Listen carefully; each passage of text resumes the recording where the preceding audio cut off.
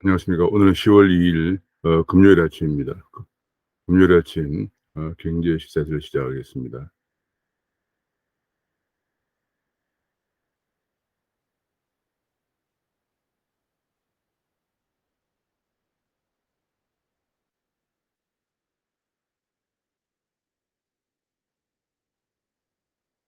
귀에 쏙쏙 들어가도록 경제 기사를 쉽게 전해드리는 명품 시사들 10월 2일 아침입니다. 오종근의 쏙쏙 경제 시작합니다. 구독과 알림 설정을 부탁드립니다.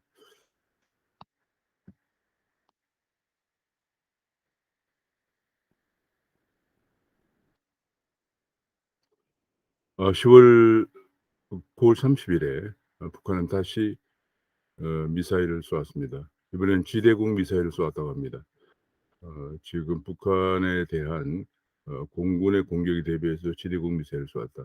불과 이제 극초음속 미사일을 쏘은 지 불과 며칠 되지도 않았는데 다시 뭐 그러고 나서 어 뭐 "통신선을 복원하자." 뭐 그런 얘기를 하고 하더니 바로 어제 엊그제 다시 지대공 미사일을 쏘았습니다. 근데 더 어이가 없는 것은 북한은 지대공 미사일을 쏘았는데도 어제 국군의 날 행사에서 우리 국군의 날이라는 것이 1950 년에 북한의 남침한 북한군을 몰아붙여서 38선을 우리 대한민국 국군이 38선을 돌파한 것을 기념해서 만든 국군의 날입니다. 이 국군의 날 기념식에서도 북한의 지대공 미사일에 대해서 한마디 언급도 유감 표명도 없이 다시 문재인 대통령은 종전선언을 제안을 했다고 합니다.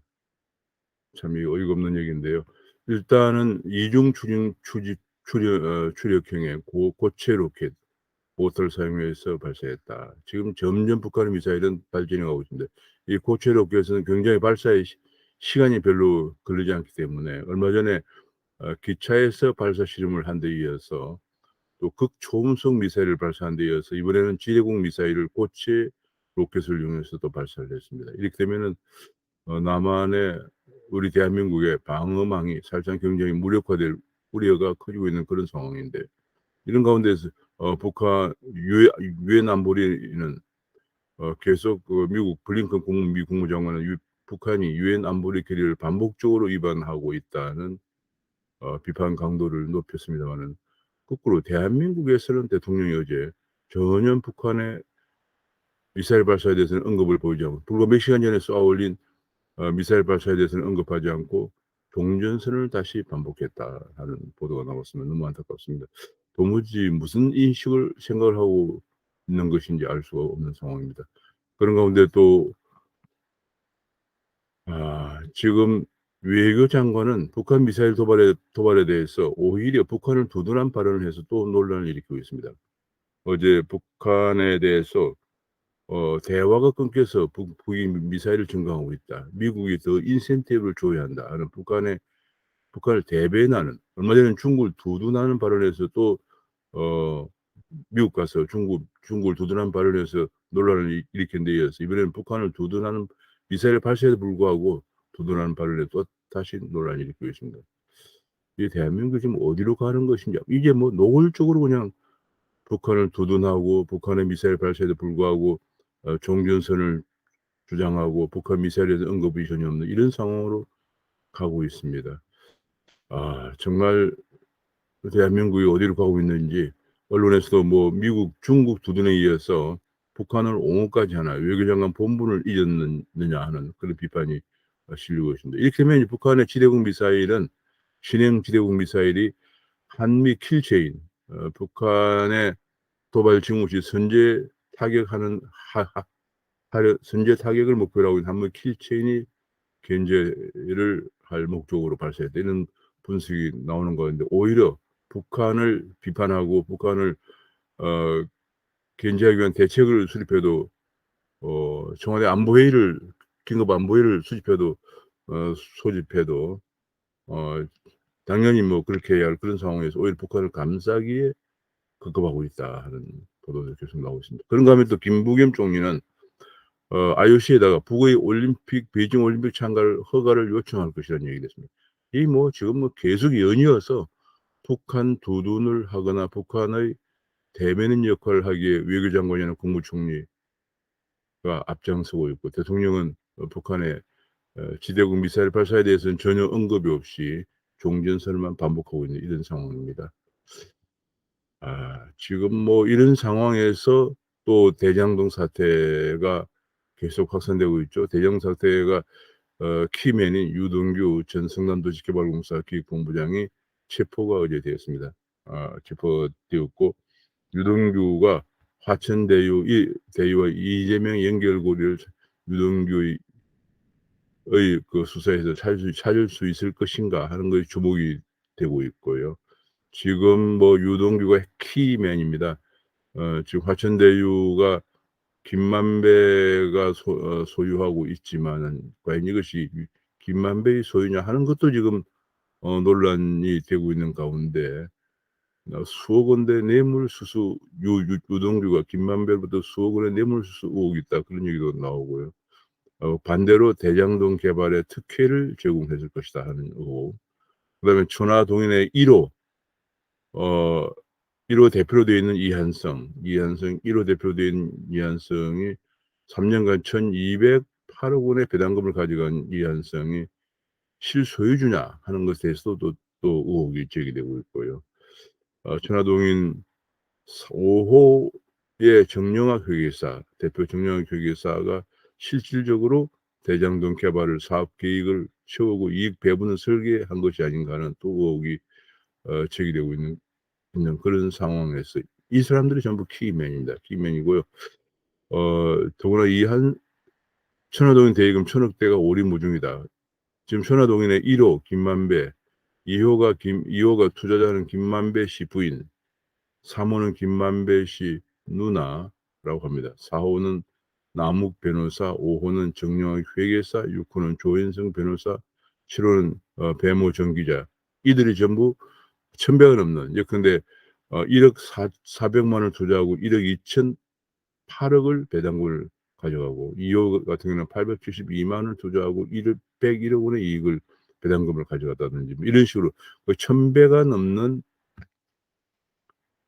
배당금을 좀 가져간 그런 상황입니다. 여기에 대해서 우리 막 국민들이 분노하고 있는 상황인데, 이렇게 되도록 그 설계를 한 것이 바로 이제 앞에서 본 것처럼 정영학 회계사가 이런 구조를 설계했다, 그런 얘기가 지금 나오고 있고요. 결국은 이 돈들이 어디로 갔느냐? 대장동 게이트의 핵심은 자금 총착지다 하는 얘기가 나오고 있습니다. 이미 이제 유동규는 대장동 모델을 설계해 주고 개발 이익 수백을 챙기려 했나 하는 것이 초점이 되고 있고요. 이런 것을 누가 유동규 혼자서 한 개인 비리라고 볼 수 있겠느냐. 더구나 유동규는 얼마 전까지 이재명 후보의 캠프에 중요 역할을 맡고 있다가 얼마 전 사퇴를 했습니다. 그다음에 인제 1호에 천화동인 펀드의 1호 대표가 이한성으로 되어 있는데, 이 이한성은 누구냐면은 바로 이화영이라는 경기 부지사의 국회의원 할 시에 보좌관이었습니다. 그러니깐 이런저런 관계로 이한성은 이화영의 보좌관이었고, 이화영은 이재명 지사의 부지사입니다. 이런 관계로 좀 연결되어 있는 그런 상황이죠. 어 그리고 화천대유 분양을 독점한 대행사가 대표는 박영수와 인척 관계에 있다, 그런 얘기는 박영수 전 박근혜 대통령 특검이죠. 박영수 특검이고, 그다음에 지금 현재 화천대유 고문으로 얼마 전까지 있었는데, 고문료를 월 2,500만 원씩 받았다 하는 것이 이제 문제가 되고 있는 중이죠. 그런데 그 분양 대행사가 바로 박영수 특검과 인척 관계에 있고, 이 인척 관계에 있는 이 대표와 전부 김만배라든지 혹은 남욱 변호사, 정영학 회계사가 전부 친분 관계에 있다, 그런 얘기입니다. 뭐 얽혀설킨 관계입니다.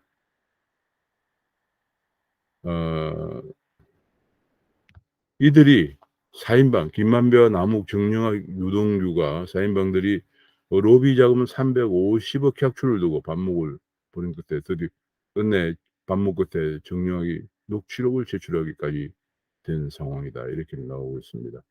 뭐 1,000억씩 1,000배가 넘는 돈을 벌고도 또 로비 자금 객출에는 서로 반목을 보인 것 같습니다. 남욱은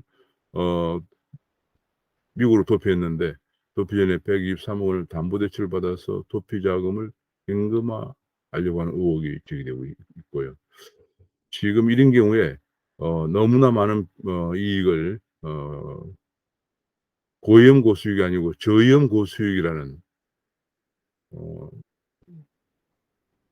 대지를 싼 값에 수용하고 비싸게 분양가 상한제도 적용하지 않고 비싸게 분양하면서 한 것을, 그러니까 대지를 싼 값에 배임한 것은 민관 공영의 묘한 그런 것을 각각의 이점을 살린 건데, 공영 개발이라고 하면서 토지는 싼 값에 수용을 하고 또 민영 개발이라고 하면서 분양가 상한제는 피해 가면서 엄청난 이익을 챙겼기 때문에 이것이 공공의 성남시에 귀속돼야 할 이익이 민간인 7명에게 지분을 7%만 갖고 있는 7명에게 전부 4,000억이 넘는 돈이 배당된 것이기 때문에 배임 혐의 적용이 가능할 것인가 하는 그런 논의가 이슈가 되고 있습니다.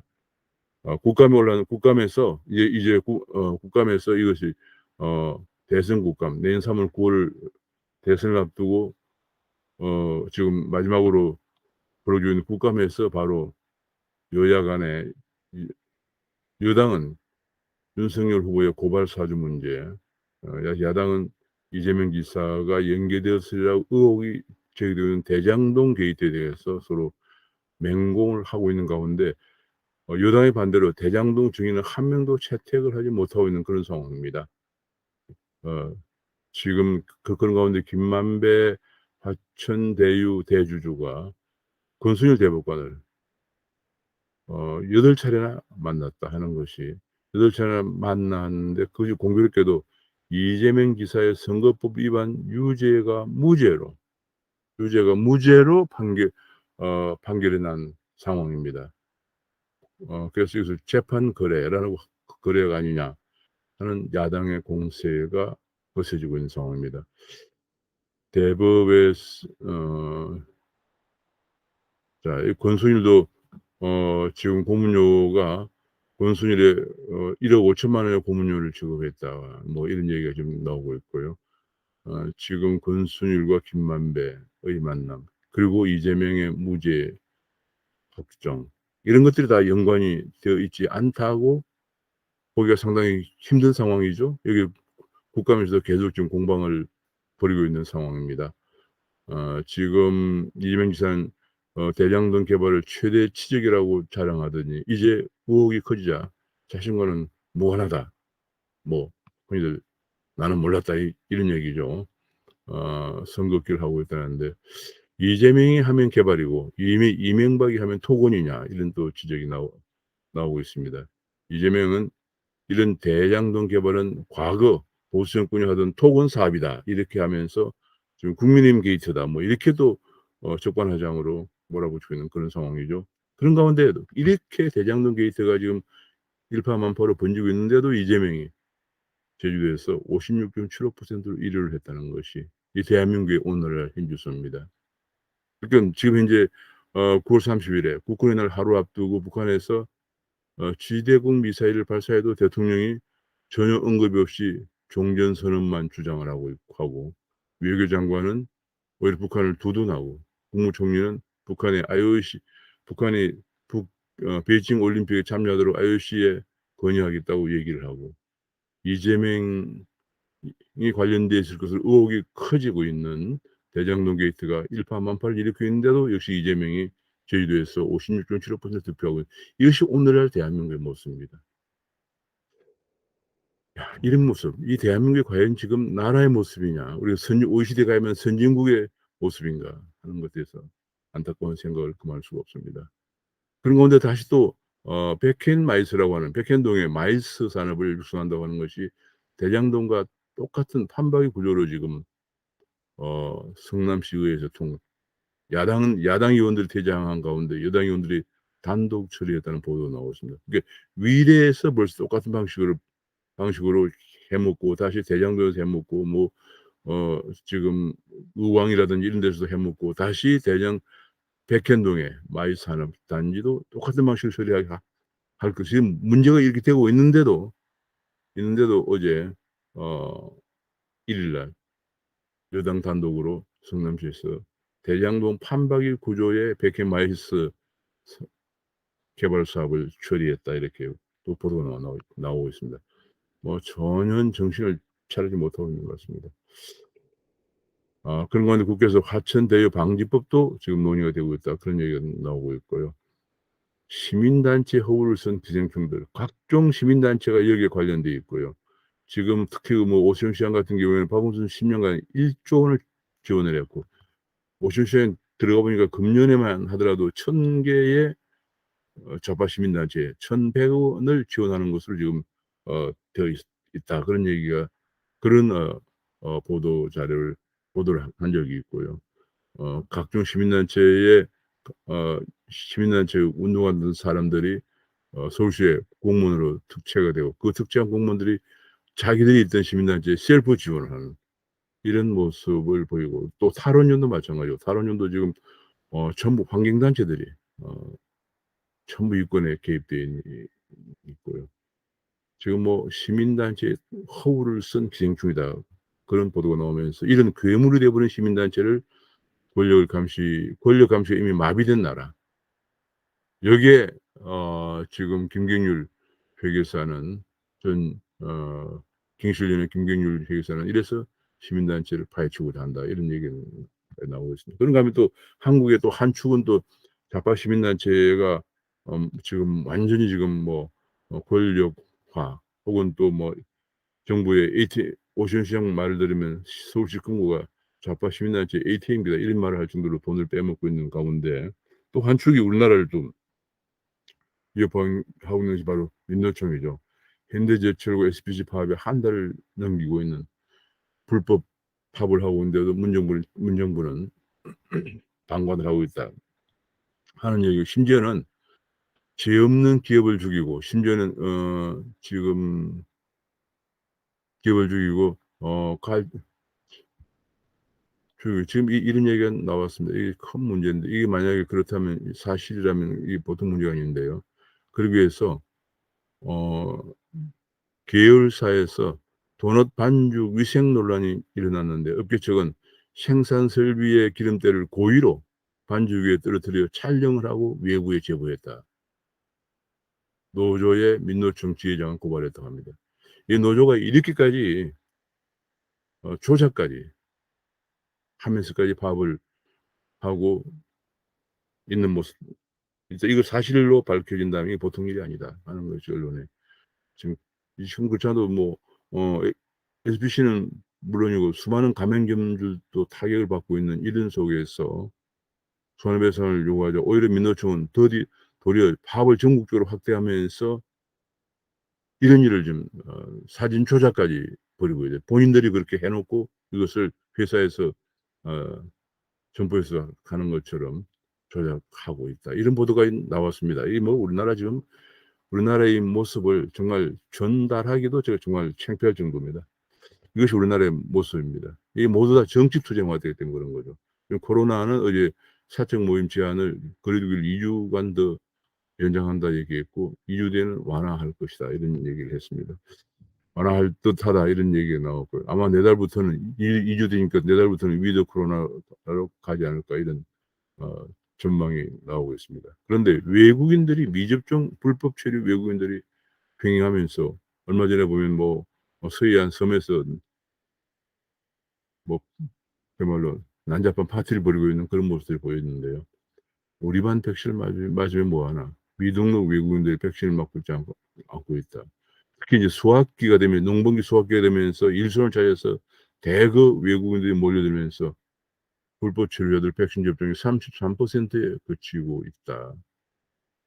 치를 돌아다니면서 감염 확산의 단초를 제공한 우려가 제기되고 있다. 이런 보도가 나왔습니다. 근데 이제 예사 자영업자 손실보상에 약 3조 원 정도가 필요할 것으로 예상되는데 지금 예비비 등 예산이 1조 원 정도밖에 없어서 지금 재원 마련에 발등에 불이 떨어졌다 이런 보도도 나오고 있습니다. 자, 오징어 게임이라는 그 드라마 영화를 보면서 오히려 어 '지옥 같은 내 삶 같아서 차마 보지를 못했다.' 하는 빚과 싸우는 채무자들의 얘기가 아침에 보도가 되었습니다. 그런 가운데 가계대출을 전방위적으로 옥죄고 있습니다. 지금 금년에 6% 내년에 4% 증가율을 낮춘다 이렇게 옥죄고 있는데 여전히 가계대출은 증가하고 있고요. 지금 그 가계대출 그런데 대부분 서민들이 실수요자인데 132% 3 년새 복중에도 전세 대출도 옥죄한다. 전세값이 계속 지금 오르고 있는 상황입니다. 그런데 전세 대출까지도 오르다 옥죄다 보니까 꽉 막힌 전세 대출에 거래 취소가 속출하면서 이사철에 실수요자들이 발을 동동 구르고 있다. 이런 보도가 나오면서 결국은 고리 사채로 빠지는 대출 난민 사태가 우려된다는 보도가 나왔습니다. 이 고리 사채라는 건 평균 대출 금리가 400% 고요. 많게는 1000% 까지 됩니다. 400%라면 1000만 원 빌리면은 이자만 4천만 원이라는 얘기거든요. 한 번 빠지면은 다시 헤어나오기 힘든 그런 상황인데 여기 좀 보도해 보니까 심지어 3000% 까지 이자가 있다 이런 얘기인데요. 이런 데 빠지면 뭐 도저히 헤어나지 못하고 결국은 뭐 장기 매매까지 가는 불행한 사태까지 나올 우려가 커지는 거죠. 그래서 무작정 지금 대출 규제하는 것은 정말 서민들을 빈곤의 늪으로 빠뜨리는 돌아올 수 없는 빈곤의 늪으로 빠뜨리는 그런 결과를 가져올 우려가 너무 큽니다. '실수요자 숨통을 틔우는 게 옳다.' 그런 지적이 나오고 있고 또 한 가지 지금 가장 큰 문제가 스태그플레이션 공포. '세계 경제가 시계제로다.' 공급망이 붕괴되면서 경제가 위축되는 가운데 에너지나 원자재 가격 등이 급등하면서 물가는 올라가서 경기는 공급망 붕괴로 위축이 되면서 에너지나 원자재 가격이 올라가 물가가 올라가는 스태그플레이션 우려가 가시화되면서 지금 어 나스닥이나 코스닥이나 니케이 등 주가들이 폭락을 하고 있다. 그런 얘기가 나왔습니다. 지금 또 물류마저 마비가 되고 있어서 주가도 하락하고 어제 코스닥, 코스피도 하락하고 환율은 올라가고 있는 그런 모습을 보이고 있습니다. 지금 공급망 축에 차량과 철강주가 직격탄을 맞고 있고요. 지금 차량은 반도체가 없어서 차를 만들지 못해서 미국에서 3 분기 차량 판매가 13%나 떨어지고 한국에서도 지금 반도체 대란 때문에 국내 차 9월 실적이 뚝 떨어지고 있다. 그런 보도가 나왔고요. 심지어는 독일에서도 지금 오펠 122년 역사의 독일의 오펠도 공급망 때문에 자동차 공장이 멈췄다. 공장이 폐쇄됐다. 그런 보도가 나오고 있고 자동차 반도체 품귀가 해결되는 데는 수년이 걸릴 것으로 전망이 된다는 보도까지 나오고 있습니다. 그래서 해결 기미가 없는 자동차 반도체 때문에 글로벌 완성차가 내년 사업 재편이 불가피하다. 그런 보도까지 나오고 있습니다. 중국의 전력난, 지금 자동차 반도체 문제 중국의 전력난 지금 중국의 전력난 오히려 호주를 때리려고 했던 중국이 호주가 중국에 수출하는 철광석 방패를 뚫지 못하고 전력난 호주가 중국에 수출하는 품목 중에 가장 중요한 게 철광석과 석탄인데요. 오히려 호주가 미국 쪽에 가까워지는 것을 견제하기 위해서 호주를 때리려고 하다가 중국이 자충수를 두고 있다. 이런 분석이 나오고 있습니다. 게다가 중국의 헝다 사태로 드러난 부동산 부채가 GDP의 18% 까지 이루고 있다는 얘기가 나오고 있고요. 지금 그래서 전 세계적으로 지금 현재 공급 쇼크, 반도체 쇼크, 그다음에 에너지 쇼크, 전력 쇼크 뭐 이런 것 때문에 게다가 지금 또 어 코로나 때문에 지금 뭐 코로나가 확산되면서 베트남에 있는 한국 기업들이 3,234 개가 진출해 있는데 심지어는 2 개월 동안 어 사람들의 이동을 금지하기 위해서 공장에서 숙식을 하라고 했는데 공장 숙식 시설이 준비가 안 되는 기업들은 거의 문을 닫았다. 가동률이 20% 까지 떨어졌고 또 베트남 사람들이 공장에 숙식을 하지 않겠다고 하면서 가동률이 공장에 출근을 하지 않으면서 20% 까지 떨어졌다. 그런 얘기가 나오고 있습니다. 그러니까 지금 현재 전력난과 자동차 반도체, 그다음에 코로나로 인한 봉쇄 사태 때문에 또 물류 사태 이런 것 때문에 지금 전반적으로 좀 공급이 부족해지는 가운데 에너지 가격이 올라가면서 물가도 올라가서 약간은 스태그플레이션이 가시화되고 있다. 그런 얘기고요. 중국이나 유럽도 지금 올겨울에 최악의 에너지 대란이 우려가 되고 있다 하면 그런 보도가 나오고 있습니다. 지금 이 보통 문제가 아니고 이것이 바로 지금 퍼펙트 스톰으로 올 것이 올 수도 있다는 것 때문에 우려가 커지면서 그리고 있습니다. 한국에서 물가가 2%대 고공행진이 5개월째 계속 되고 있다는 얘기가 나오고 있고요. 이런 가운데 한국의 잠재 성장률이 계속 하락을 해서 2021년부터 25년에 2.3%까지 하락한다는 국회에서는 정책조의 분석이 나왔습니다. 기술 발전과 규제 혁신에 처음으로 0%대 진입한다. 이제 잠재 성장은 세 가지입니다. 하나는 노동 기회율, 자본 기회율, 생산성 기회율인데 생산성이 올라가지 않아서 생산성 기회율이 0%에 진입하고 있다. 하나 안타까운 보도가 너무나 많은 규제 때문에 생산성이 올라갈 수가 없죠. 너무나 많은 반기업 친노조 정책 때문에 생산성이 올라갈 수가 없는 상황입니다. 이런 부분이 계획되지 않으면 한국의 잠재 성장률이 올라갈 수가 없는 상황입니다. 집값은 계속 상승세입니다. 지금은 주택 공급이 전년비 25.4%가 줄었다. 그러니까 집값이 올라갈 수밖에 없는 거죠. 그런 가운데 양도소득세 때문에 거래도 절벽이다. 이런 얘기가 나오고 있고요. 서울 아파트 아파트 월세 거래가 월세 거래 비중이 임대차 거래 중에 40%가 올라갔다. 이제 한국도 월세 시대가 바야흐로 도래하고 있는 거죠.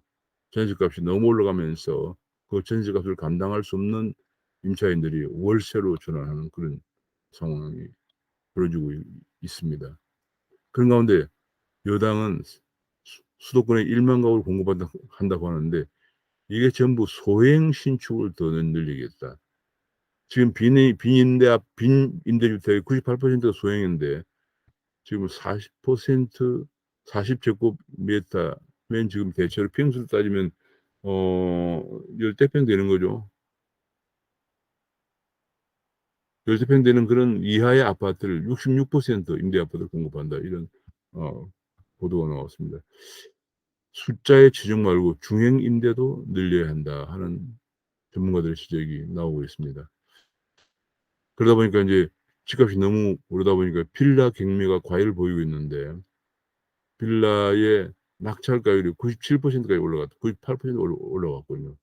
황금성이 났기 때문에 주의를 요한다는 전문가들의 경고가 나오고 있습니다. 특검법은 대란은 피했지만은 시장 안정을 얻은 대신에 혁신을 잃었다. 너무 규제가 심해서 혁신을 잃고 있다. 그런 보도가 나오고요. 100만 원 이상 거래할 때 인정이 필요한데 지금 고객 확인 절차 강화에 대해 혼란이 일어나고 있다. 그런 보도가 나오고 있고요. 지금 ISMS는 인정받았는데 은행 원화 결제 계좌를 개설받지 못한 25곳은 거래 대금이 95%나 하락을 해서 지금 그것도 받지 못한 중소형 거래소를 ISMS조차도 받지 못한 중소형 거래소 줄폐에 이어서 ISMS를 인정을 받았지만은 원화 결제 계좌를 개설받지 못한 거래소들의 줄폐업이 될 우려가 있다. 이런 보도까지 나오고 있습니다. 그런 가운데 고승범 금융위원장은 가상자산 고객 보호에 방점을 두고 있고 국회에서는 예치금 보호 법안이 논의가 계속되고 있다. 이런 보도가 나오고 있습니다.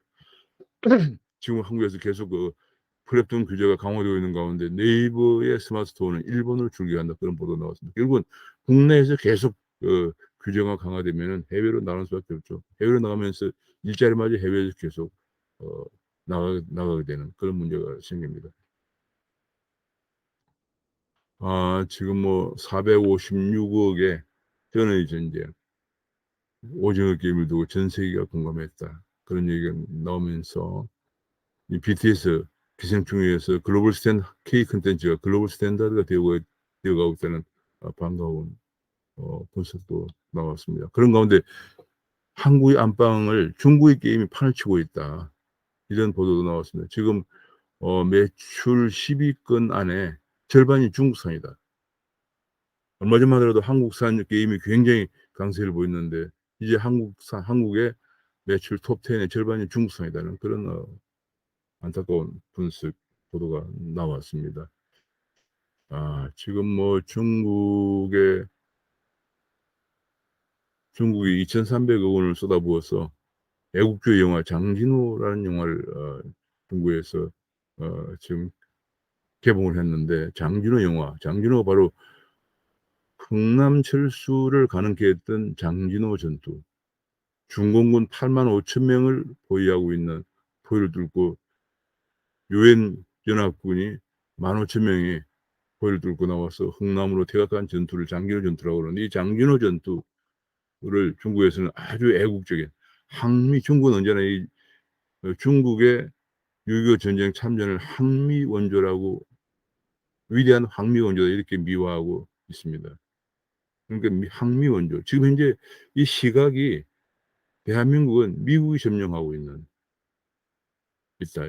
이런 것 때문에 계속 북한은 대한민국을 해방시켜야 된다 하는 것이 해방주의, 내셔널 리버라이제이션이라 가지고, 소위 지금 주사파 중에서 현재 우리 대한민국의 정권을 잡고 있는 그 주사파 중에서도 PD계열이 아니고 NL계열, 이 NL계열이 바로 주장이 뭐냐? 민족 해방인데, 민족 해방이 뭐냐?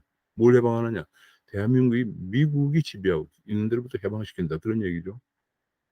바로 중국도 6.25 때 참전의 큰 목적이 항미를 원조했다는 것을 강조하고 있는데, 이걸 강조하는 애국 영화를 중국에서 지금 상영하고 있다고 합니다.